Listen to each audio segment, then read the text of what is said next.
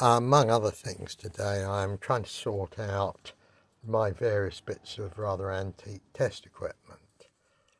Just at the moment, I'm calibrating meters and giving them a bit of exercise, I suppose. So if you look at this meter, boiling up and down, I don't know whether you can read the scale, but you can see it's getting up to about 7.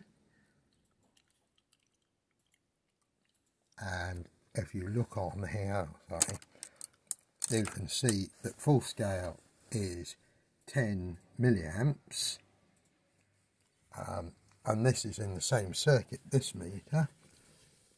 And if you look at the scale, you can see full scale is 30 milliamps, and it's getting up to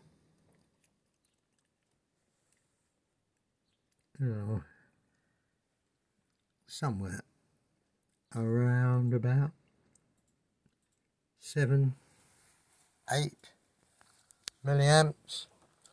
And if you look at this meter over here, this is just an ordinary full scale deflection 10 milliamp meter. So I think what interested me about this the most was I tried using a digital meter, and for the duration of the pulse, we'll go there in a minute, it really didn't show anything useful. Here's the digital meter over here.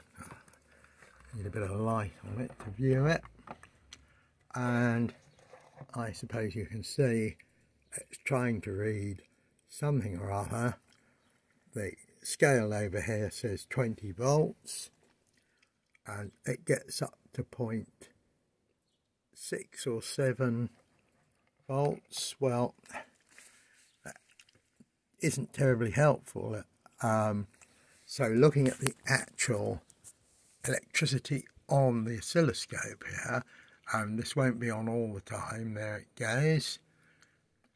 This is pulse width modulation, we'll come there in a minute, but the oscilloscope is graded, it's connected to the same place as a digital meter, and it's graded in centimetres, and you can see it's set on, or perhaps you can't, it's set on 1 volt per centimetre, and it's kicking out 6 or 7 volts.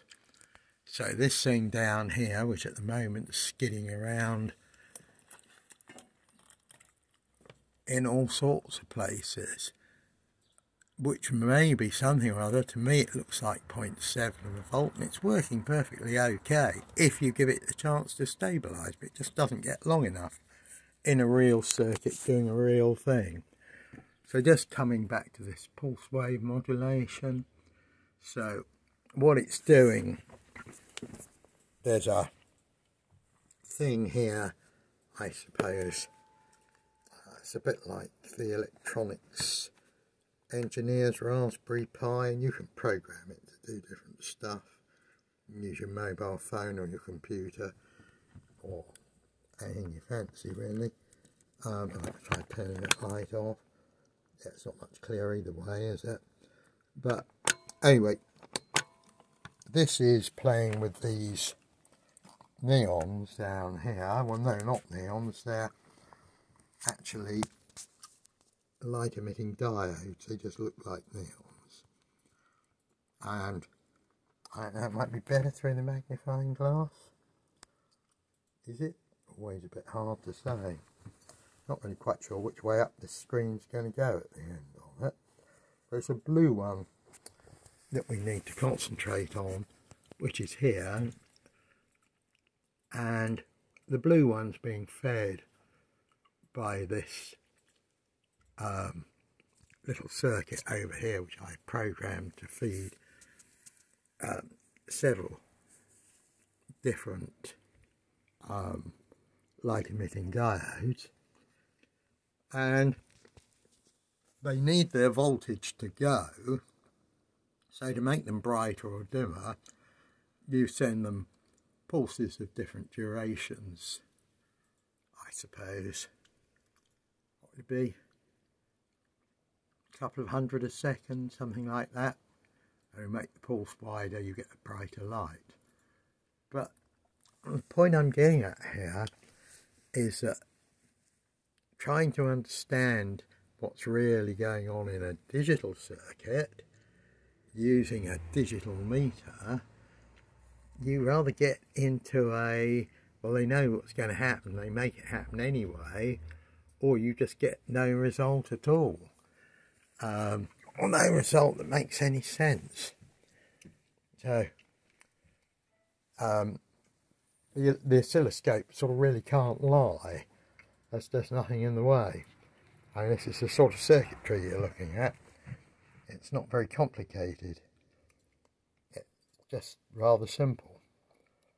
That's just an amplifier for what's going in.